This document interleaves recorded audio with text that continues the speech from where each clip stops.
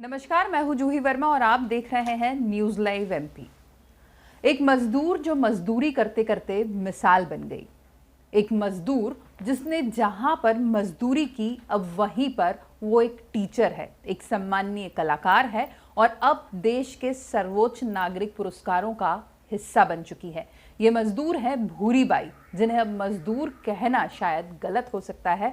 अब ये एक ऐसी नामचीन कलाकार हैं जिनका नाम न सिर्फ हिंदुस्तान बल्कि अमेरिका तक में बहुत ही जाना माना नाम बन चुका है।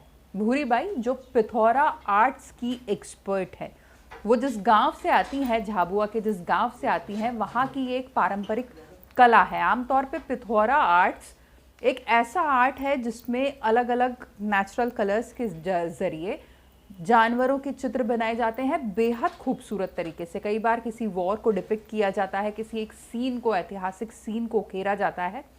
बहुत सारी मान्यताएं पिथौरा आर्ट से जुड़ी हुई हैं। ये घर की दीवारों पर बनाते हैं, एक पूजा का हिस्सा है।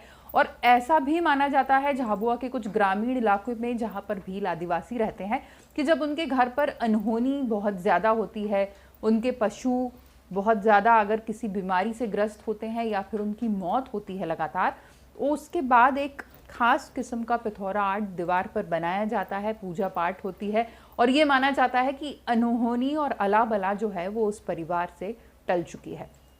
अब भूरी बाई की जो खासियत है वो ये है कि उन्होंने पिथौरा आर्ट्स को, जो पारंपरिक भील आर्ट है, उसको कंटेम्प्रेरी आर्ट के साथ जोड़ दिया। यानी जब भूरी बाई अपने चित्र दीवारों पर उकेरती हैं तो उसमें न सिर्फ पुराने पिथौरा आकृतियां होती हैं बल्कि नए ज़माने के जहाज़, एरोप्लेन्स, नई गाड़ियाँ, यानी आधुनिकता भी उस आर्ट में दिखाई देती है। और यही वजह है कि जब भूरी ने इसे धीरे धीरे दीवारों पर बनाना शुरू किया, लोग उनके इस आर्ट से काफ़ी इम्प्रेस हुए और उसके बाद जिस भारत भवन के बगल में वो मजदूरी किया करती थी, उसी भारत भवन में उन्हें कलाकार का दर्जा मिला।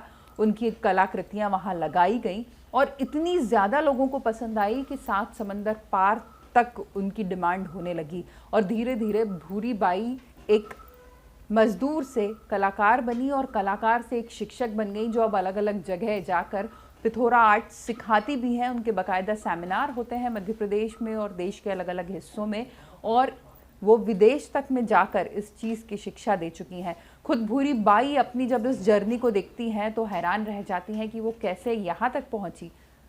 अब उनको भारत सरकार ने पद्मश्री से नवाजने का फैसला किया है, ऐलान उनके नाम का हो चुका है। और जिस वक्त ये ऐलान हुआ तब किसी और से ज़्यादा हैरान सबसे ज़्यादा भूरी बाई ही थी। जब ये उनके पुरस्कार का उनके नाम ये पुरस्कार का ऐलान हुआ, उन्होंने सबसे पहले ये कहा कि अब मैं अपने बच्चों को बता सकती हूँ कि मैं क्या हूँ और खुश हूँ कि उनके लिए कुछ कर पाई। हमारी तरफ से उनको बहुत बहुत शुभकामनाएं और यही कामना कि उनकी ये खुशी, ये गौरव और ये मिसाल यूं ही बना रहे। नमस्कार।